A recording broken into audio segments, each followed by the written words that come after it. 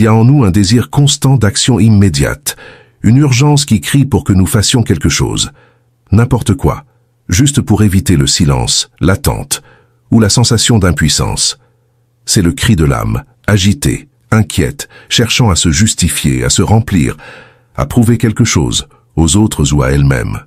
Mais je demande, est-ce le chemin de l'esprit? Est-ce que le Dieu qui connaît le temps et l'éternité a besoin de notre précipitation pour accomplir ses desseins? Le jour d'aujourd'hui est rempli de bruit. La technologie, les engagements, les attentes des autres, tout exige une réponse immédiate. Nous sommes tentés de croire que notre efficacité en tant que chrétiens se mesure à la rapidité avec laquelle nous agissons, à la quantité de tâches que nous réalisons. Cependant, dans la précipitation, nous oublions que le Saint-Esprit n'est pas pressé. Il ne se meut pas comme nous le désirons, mais comme il le faut. Il n'est pas gouverné par nos émotions inquiètes, mais par le conseil éternel de Dieu. Comme le prophète Isaïe l'a déclaré, « Dans la tranquillité et la confiance sera votre force ». Isaïe 30, 15. Combien d'entre nous, cependant, sont prêts à trouver cette force? Combien connaissent vraiment le repos en le Seigneur? La précipitation est une forme d'affirmation de soi. C'est comme si nous disions, « Si je n'agis pas maintenant, tout sera perdu. Dieu est trop lent et je dois l'aider. » Ce n'est pas la foi, mais une incrédulité déguisée en zèle. Lorsque nous agissons par impulsion, nous affirmons notre propre capacité et ignorons le pouvoir de Dieu. Mais rappelons-nous que comme Watchman Nee l'a si bien enseigné, Dieu ne oint pas la chair. Tout ce qui est fait par la chair, même s'il semble spirituel ou noble, est vide de valeur éternelle. Seul ce qui est initié, soutenu et conclu par le Saint-Esprit a du poids dans le royaume de Dieu. Combien de fois, dans l'ardeur de résoudre un problème, agissons-nous de manière précipitée, pour découvrir ensuite que nous avons encore plus compliqué la situation? Cela se produit parce que notre âme, lorsqu'elle n'est pas crucifiée, cherche à soulager sa propre pression émotionnelle. En agissant ainsi, nous n'obéissons pas à l'esprit, mais à notre propre chair. C'est pourquoi de nombreux chrétiens, bien que sincères, vivent spirituellement épuisés, parce qu'ils essaient de réaliser l'œuvre de Dieu avec des forces humaines. C'est impossible. Le Seigneur nous enseigne que nous devons confier nos émotions à la croix.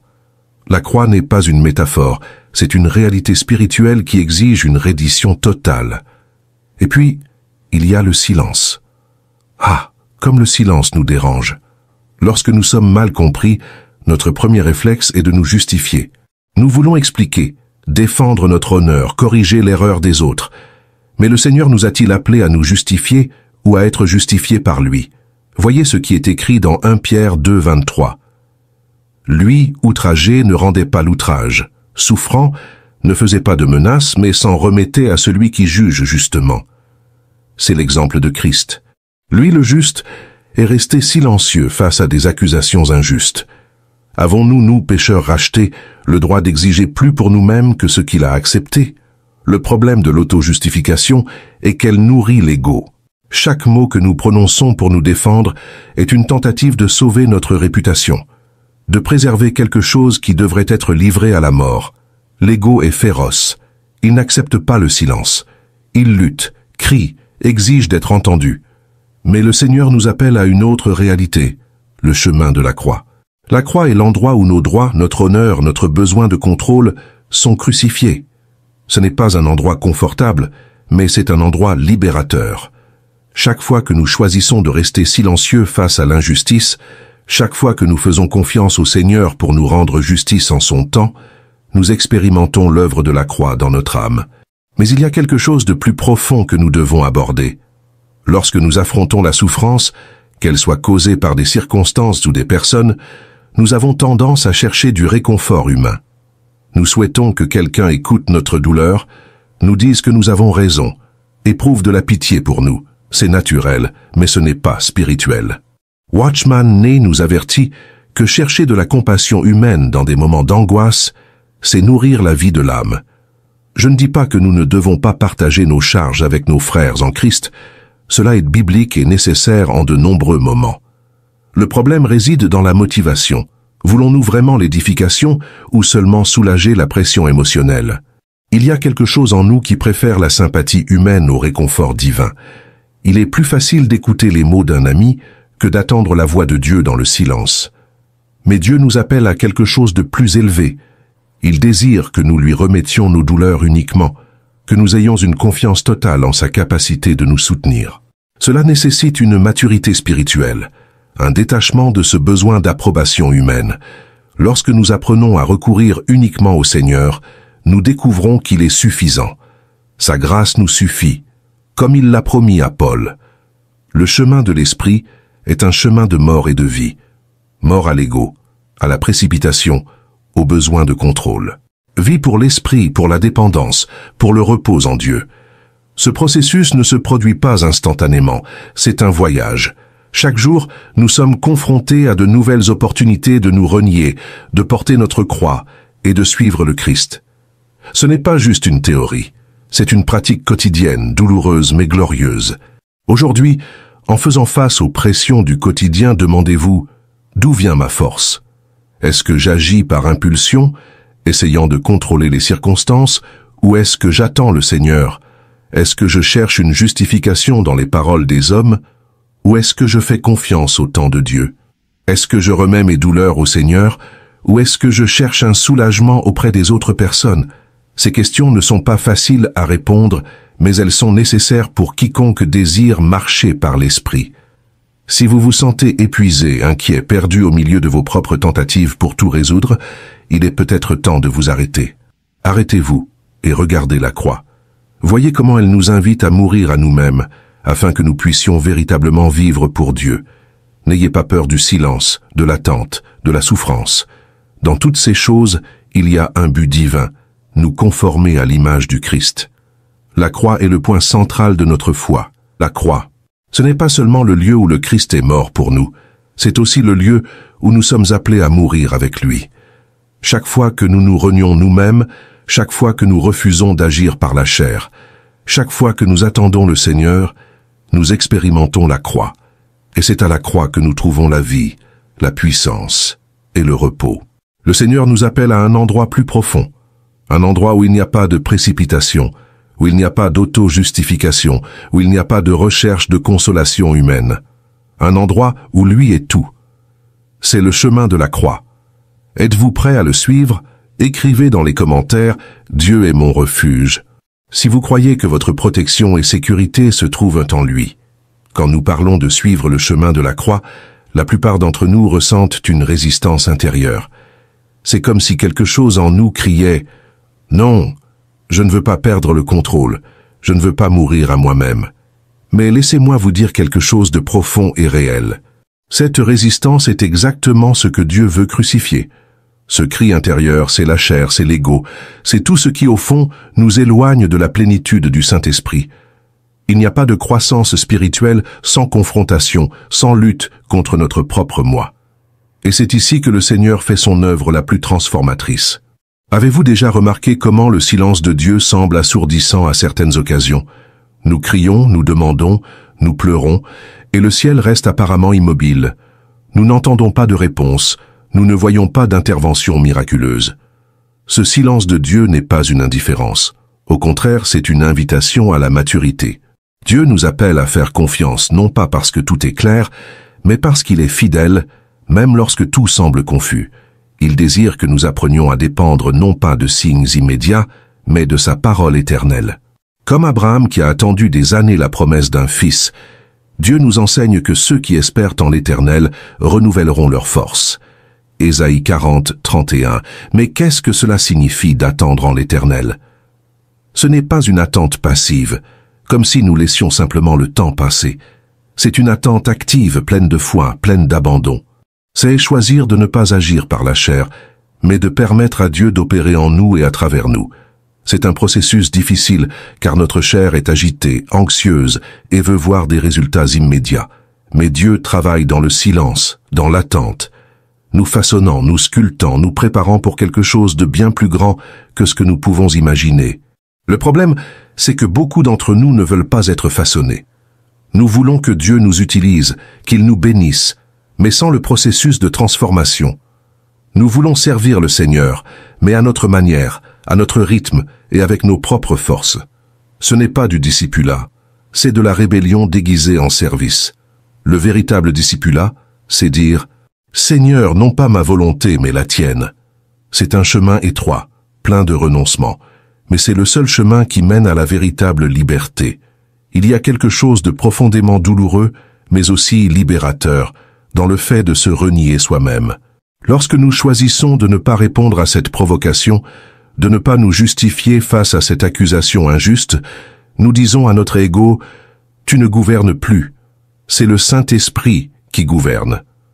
Quand nous refusons de céder à la précipitation, nous déclarons que nous faisons confiance à Dieu, que son timing est parfait. Lorsque nous rejetons de chercher du réconfort humain et que nous nous tournons uniquement vers le Seigneur, nous proclamons qu'il est suffisant pour nous. Cependant, la chair ne meurt pas facilement. Elle lutte, elle résiste, elle appelle à l'attention. C'est pour cela que beaucoup de chrétiens passent des années stagnants dans leur marche spirituelle. Ce n'est pas qu'ils n'aiment pas Dieu, mais parce qu'ils ne sont pas prêts à se renier. Ils veulent vivre pour Dieu sans mourir à eux-mêmes. Cela est impossible.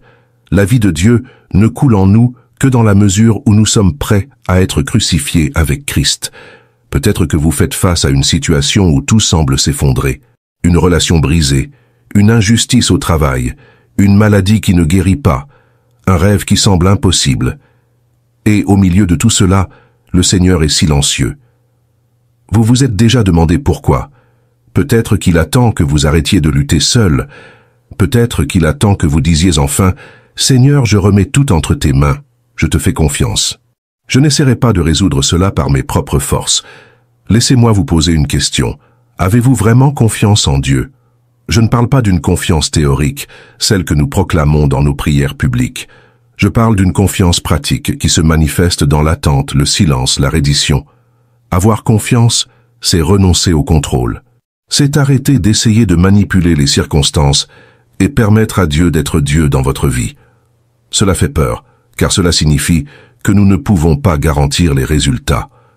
Mais c'est précisément là que nous trouvons la véritable paix, car les résultats ne dépendent plus de nous, mais de celui qui est souverain sur toute chose. Lorsque nous apprenons à faire confiance, nous commençons à expérimenter quelque chose d'extraordinaire, la paix qui dépasse toute compréhension. Ce n'est pas une paix basée sur les circonstances, mais sur une profonde conviction que Dieu est aux commandes, même lorsque tout semble hors de contrôle. Cette paix nous permet d'attendre sans anxiété, de rester silencieux face aux accusations, de nous reposer au milieu de la tempête. Mais comment atteindre ce niveau de reddition? Comment faire taire la voix de la chair qui insiste pour nous pousser à la précipitation, à l'auto-justification, au réconfort humain? La réponse se trouve dans la croix. Il n'y a pas de raccourci. Il n'y a pas de formule magique. La croix est le seul chemin. Et la croix n'est pas quelque chose que nous portons une seule fois. C'est un appel quotidien, un choix continu. Jésus a dit « Si quelqu'un veut venir après moi, qu'il renonce à lui-même, qu'il prenne sa croix et qu'il me suive. » Matthieu 16, 24. Cela signifie que chaque jour est une nouvelle opportunité de mourir à nous-mêmes et de vivre pour Dieu. La croix est lourde, oui, elle fait mal, mais elle est aussi glorieuse, car c'est à la croix que nous découvrons qui nous sommes vraiment. Des fils et des filles de Dieu, libérés de la tyrannie de l'ego, libérés de l'esclavage du péché, libérés du besoin de prouver quelque chose à nous-mêmes ou aux autres. C'est à la croix que nous trouvons la véritable liberté, car c'est à la croix que nous trouvons le Christ. Aujourd'hui, le Seigneur vous appelle à un lieu plus profond. Il ne veut pas seulement changer vos circonstances, il veut vous changer vous. Il ne s'intéresse pas à une obéissance superficielle, il veut votre cœur. Il désire que vous abandonniez tout ce qui vous retient, tout ce qui empêche le flux de l'esprit dans votre vie. Cela inclut votre précipitation, votre besoin de contrôle, votre quête de consolation humaine. Il dit « Abandonne tout, fais-moi confiance, attends-moi, laisse-moi être suffisant pour toi. » Et en faisant cela, vous commencerez à percevoir quelque chose d'extraordinaire. Le silence de Dieu n'est pas vide, il est plein de sa présence. L'attente n'est pas un gaspillage, c'est une préparation. La souffrance n'est pas sans but, c'est un moyen de transformation. Et au moment où vous vous y attendez le moins, vous verrez le Seigneur agir de manière que vous ne pourriez jamais imaginer. Pas parce que vous avez fait quelque chose, mais parce que vous avez choisi de faire confiance, d'attendre et de vous reposer en lui. Rappelez-vous, Dieu n'est jamais pressé. Il ne travaille pas selon notre horloge, mais selon sa sagesse infinie. Faites confiance à ce Dieu qui connaît la fin depuis le commencement, qui voit au-delà de ce que nous pouvons voir, qui connaît chaque détail de votre vie et travaille en toutes choses pour votre bien. Aujourd'hui, il vous invite à vivre non pas selon la chair, mais selon l'esprit. Pas dans la précipitation, mais dans la paix. Pas dans l'auto-justification, mais dans l'abandon. Pas dans la consolation humaine, mais dans sa suffisance divine. Écrivez dans les commentaires « Je fais confiance à Dieu » si vous croyez qu'il est au contrôle de toutes choses. Dire « oui » à Dieu n'est pas un écho timide. Ce n'est pas une réponse hésitante, qui porte des doutes cachés ou des conditions camouflées. Le oui que Dieu désire entendre est absolu, inconditionnel, un abandon radical qui démantèle tout contrôle que nous pensons avoir. C'est un oui qui résonne dans l'éternité, parce qu'il naît d'un cœur qui a finalement compris que Dieu lui-même est suffisant. Mais avez-vous déjà remarqué à quel point ce oui est profondément menaçant pour notre âme naturelle? L'âme veut avoir des réserves, veut garder une issue de secours, veut un plan alternatif au cas où Dieu ne fonctionnerait pas. C'est ce qui rend l'abandon si difficile. Ce n'est pas parce que Dieu est insuffisant, c'est parce que nous craignons de perdre ce que nous n'avons jamais eu le droit de posséder, le contrôle. Le silence de Dieu, qui pour beaucoup est une offense, est en fait le son d'un Père qui travaille à des niveaux si profonds que nous ne pouvons pas voir. Il est en train de détruire l'édifice de notre ego, brique par brique, non pas parce qu'il nous rejette, mais parce qu'il nous aime. Il nous appelle à un endroit où lui seul règne. Et pour cela, chaque partie de nous qui n'est pas de l'esprit doit mourir. Imaginez ce qui se passe lorsque vous dites enfin oui à cette invitation. Au début, il semble que tout autour de vous se lève contre vous. Les circonstances deviennent plus difficiles. Les gens comprennent encore moins. Les situations qui semblaient auparavant gérables révèlent maintenant un chaos impossible à contenir. Ce n'est pas une coïncidence. Dieu utilise tout cela pour détruire ce qui reste de notre autosuffisance. Il ne veut pas seulement 50% de nous, ni même 90%. Il veut tout. Et tant que nous résistons, il permet que nous continuions à trébucher, à lutter, à nous fatiguer, jusqu'à ce que nous arrivions finalement à la fin de nous-mêmes. Cette fin de soi est un endroit sombre, mais glorieux. C'est le désert où vous découvrez que l'eau de votre propre âme ne peut étancher votre soif. C'est là que finalement nous nous tournons vers le Seigneur, non pas comme une option de dernier recours, mais comme la seule option. Beaucoup d'entre nous sont épuisés, non pas parce que Dieu nous a abandonnés, mais parce que nous insistons pour porter des fardeaux qu'il ne nous a jamais demandé de porter. Si vous sentez que vous êtes au bord d'une dépression, cela pourrait être le plus grand cadeau que Dieu vous ait jamais fait. Il permet à nos forces de s'épuiser, non par cruauté, mais pour que nous puissions expérimenter ce que Paul a décrit dans 2 Corinthiens 12:9. « Ma grâce te suffit, car ma puissance s'accomplit dans la faiblesse. » Mais pour que la grâce de Dieu soit suffisante, nous devons abandonner toute tentative de dépendre de nous-mêmes. Pensez à l'attente. Ah, comme elle nous consume. Lorsque Dieu nous ordonne d'attendre, quelque chose en nous se tord, car l'attente est un miroir qui révèle à quel point nous faisons véritablement confiance à Dieu. Il est facile de dire que nous avons confiance quand tout va bien. Mais quand nous faisons face au silence et à l'inactivité apparente de Dieu, notre véritable condition est révélée. C'est dans ce lieu qu'il murmure. « Me fais-tu confiance? Crois-tu que je suis bon même quand tu ne comprends pas ce que je fais? Crois-tu que mon timing est parfait même quand ton cœur crie à l'urgence? » La précipitation est une évasion de l'inconfort de l'attente. C'est la tentative de prendre le contrôle lorsque nous sentons que Dieu prend trop de temps. Regardez comment Abraham, le père de la foi, a cédé à la tentation de la précipitation. Il savait que Dieu avait promis un fils, mais lorsque l'attente lui a paru trop longue, il a pris les choses en main, engendrant Ismaël. L'histoire d'Ismaël nous enseigne quelque chose de profond. Tout ce que nous générons en dehors du temps de Dieu devient un fardeau dans notre vie.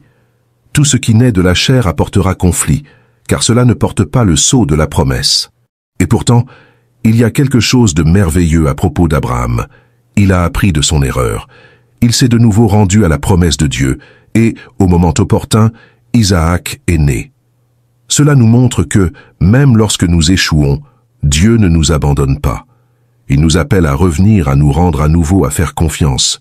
Il est un Dieu patient, qui ne nous rejette pas dans nos faiblesses, mais utilise même nos trébuchements pour nous enseigner. Peut-être vivez-vous entouré de nombreux Ismaël dans votre vie. Des décisions prises dans la précipitation, des relations nées de l'impulsion, des choix qui portent désormais le poids de leurs conséquences. Mais il y a une bonne nouvelle. Le même Dieu qui a restauré Abraham peut vous restaurer. Le premier pas est de s'arrêter. Arrêtez de courir. Arrêtez d'essayer de tout réparer. Arrêtez de résister à ce que Dieu fait. Et ensuite, se rendre complètement. Cette reddition n'est pas une simple prière de mots bien choisis. C'est un acte profond, interne, où quelque chose en nous meurt pour que quelque chose de nouveau naisse. C'est dire, Seigneur, j'accepte ta croix, j'accepte ton silence, j'accepte ton temps, j'accepte de perdre, si cela signifie te gagner. C'est cela, la foi. C'est ce que vivre par l'esprit et non par la chair signifie. Et quand nous nous rendons, quelque chose d'extraordinaire commence à se produire. L'anxiété cède la place à la paix. La précipitation est remplacée par le repos. Le besoin de contrôle se transforme en confiance, non pas parce que les circonstances ont changé, mais parce que nous avons changé. La croix qui semblait trop lourde à porter se révèle être l'endroit où nous trouvons la véritable liberté. Vous réalisez ce que Dieu fait? Il ne s'intéresse pas seulement à résoudre vos problèmes, il s'intéresse à vous transformer. Il travaille sur votre caractère, sur votre foi, sur votre dépendance envers lui. Il vous prépare à quelque chose de bien plus grand que vos circonstances actuelles. Mais pour cela, il a besoin que vous lui fassiez confiance dans le processus, que vous acceptiez l'attente, le silence, la croix, et ne pense pas que ce voyage est solitaire. Bien que le chemin de la croix puisse sembler isolé, Dieu est présent à chaque pas. Il connaît la douleur de ton silence, la profondeur de ta reddition, et il promet que cela ne sera pas vain. Ce qu'il fait en toi maintenant est quelque chose d'éternel. C'est quelque chose que tu ne comprendras peut-être pas entièrement jusqu'au jour où tu te trouveras devant lui dans la gloire. Mais sache ceci, rien de ce que tu remets à Dieu n'est perdu. Rien de ce que tu lui rends ne cesse d'être utilisé pour sa gloire. Aujourd'hui, plus que jamais, le Seigneur t'appelle à un niveau de confiance plus profond. Il dit, « Je suis suffisant pour toi. Fais-moi confiance. Attends-moi. Remets-moi tout. » C'est l'invitation de la croix. C'est l'appel à vivre par l'Esprit. Écrit dans les commentaires, « Je dépends de Dieu. » Si tu sais que sans lui, tu ne peux rien faire. Répondre à l'appel de la croix est plus qu'une décision émotionnelle. C'est une révolution intérieure.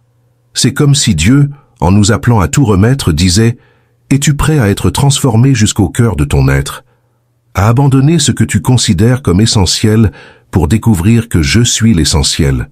C'est l'invitation la plus profonde que nous puissions recevoir.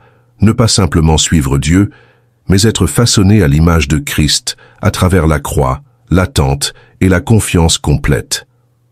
Cependant, tu te demandes peut-être « Mais comment est-il possible de vivre ainsi? Comment puis-je abandonner tant de choses? Comment supporter le silence, l'attente, les pertes ?» Ah, mon frère, ma sœur, ne te trompe pas. Dieu ne te demande jamais de porter cette croix par tes propres forces. La croix est trop lourde pour être supportée par l'effort humain. C'est pourquoi il nous donne le Saint-Esprit, le Consolateur, l'aide, celui qui opère en nous tant le vouloir que le faire. Philippiens 2:13. Tu n'es pas seul dans ce voyage. Quand vous acceptez de mourir à vous-même, quelque chose de surnaturel se produit. Ce qui semblait impossible devient supportable, car Dieu commence à opérer en vous. Il prend le fardeau que vous lui remettez et, en échange, vous donne la force de marcher. Ce n'est plus votre force, mais la sienne. Ce n'est plus votre capacité, mais la grâce divine soutenant chaque pas. Voyez, la croix n'est pas la fin. C'est le chemin vers la résurrection. Ce que Dieu vous demande de faire mourir en vous aujourd'hui, c'est seulement ce qui vous empêche de vivre pleinement demain. Il n'est pas un Dieu de perte, il est un Dieu d'échange. Il échange votre orgueil contre l'humilité, votre empressement contre la patience, votre anxiété contre la paix, votre autocommisération contre la véritable joie. Mais ces échanges n'ont lieu qu'à la croix. La croix est le lieu où vous trouvez la plénitude de la grâce, car c'est là que vous découvrez que rien en dehors de Dieu n'est suffisant. Il y a quelque chose de fascinant en Dieu. Il ne se hâte jamais, mais il est toujours au moment parfait. Vous vous souvenez de Lazare. Quand il est tombé malade, ses sœurs ont immédiatement appelé Jésus. Mais le Seigneur, sachant ce qui allait arriver, a pris son temps. Le silence de Dieu semblait cruel, semblait un abandon.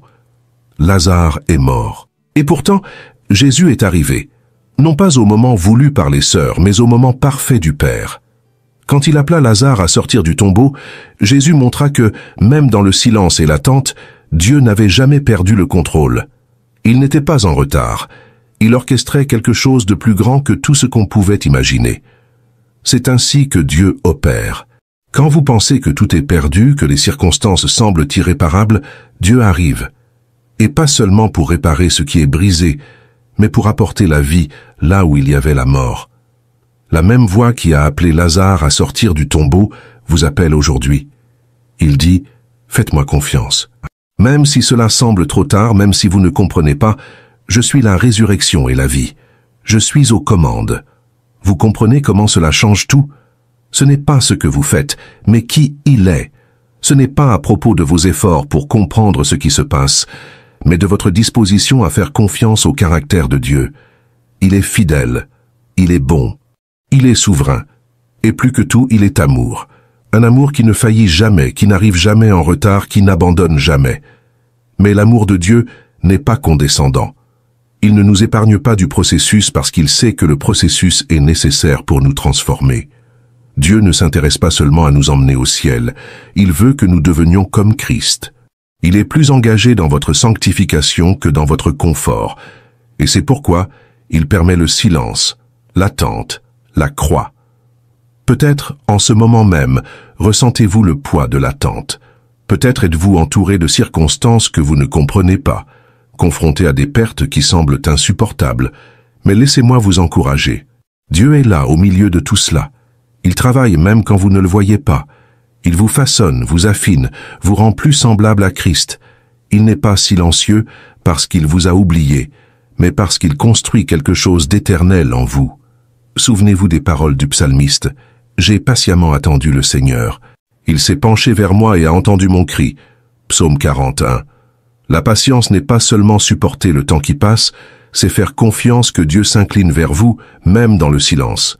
C'est savoir qu'au bon moment, il agira, et quand il agira, ce sera parfait. Et quand vous verrez enfin ce que Dieu faisait, vous vous rendrez compte que cela en valait la peine. Vous regarderez en arrière et verrez que chaque attente, chaque larme, chaque reddition avait un but. Vous verrez que la croix, qui semblait si lourde, était l'instrument que Dieu utilisait pour apporter la vie en abondance. Et à ce moment-là, votre cœur sera rempli de gratitude, parce que vous comprendrez que Dieu a toujours su ce qu'il faisait. Alors, aujourd'hui, face à cet appel, quelle sera votre réponse? Continuerez-vous à lutter, essayant de tout résoudre par vos propres forces, ou finalement remettrez-vous tout à Dieu? Continuerez-vous à résister à la croix, ou l'embrasserez-vous, sachant que c'est le chemin vers la véritable vie? Voici l'invitation de Dieu pour vous. Ce n'est pas une invitation facile, mais c'est la seule qui mène à la plénitude. Dites oui, pas un oui timide, mais un oui courageux, complet, abandonne. Dites oui au silence, à l'attente, à la croix. Dites oui à Dieu, et quand vous direz oui, préparez-vous à quelque chose d'extraordinaire, parce que le Dieu qui a commencé la bonne œuvre en vous est fidèle pour la compléter. Il ne faillit pas. Il n'a jamais failli. Et avec lui, vous ne serez jamais seul. Faites-lui confiance. Attendez et abandonnez-vous. Il est au contrôle. Partagez cette vidéo bénie afin qu'elle puisse toucher et aider d'autres personnes comme vous et moi. Voulez-vous approfondir encore plus votre foi et votre prière? Téléchargez notre e-book exclusif sur la façon de renforcer votre spiritualité de nos jours. Le lien est dans les commentaires ci-dessous. N'oubliez pas de cliquer sur le bouton « S'abonner » si ce n'est pas encore fait. Merci beaucoup du fond du cœur de faire partie de notre communauté de foi. Si vous souhaitez soutenir davantage notre chaîne, envisagez de devenir membre de notre chaîne.